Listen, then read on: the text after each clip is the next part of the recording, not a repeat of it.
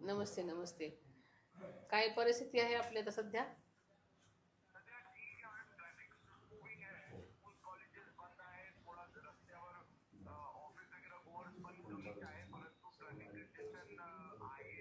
बरोबर.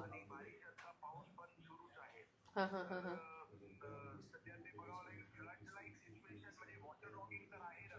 बरोबर. नाहीये. तरी ज्या पद्धतीने रेड अलर्ट सांगितलेला आहे त्याच्या पूर्वीच पुढे काय होणार आहे आपल्याला माहिती नाही. परिस्थिती कशी असेल त्याच्यासाठी आधीच तयारी केलेली बरी ना साहेब. हा. म्हणजे पोलिस तर तयारच असेल पण NDRF SDRF आपल्याला. हा त्यांना पण सगळ्यांना.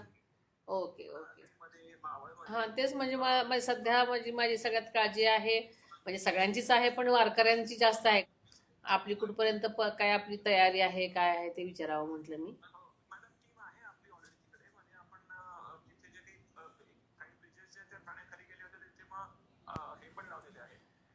नो ट्रॅफिक असं हे करून टाका कारण काय होतं की बऱ्याच बाहेरगावची वृद्ध महिला, लहान मुलं सगळेच जवळजवळ वयस्कर माणसं मोस्टली पालख्यांमध्ये असतात आणि मोठ्या संख्येने तिथं गेलेली आहेत लोक.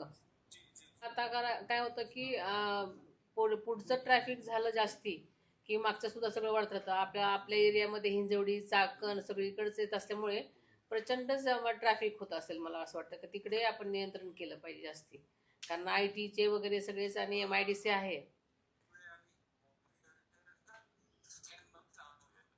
बरं बरं. ओके.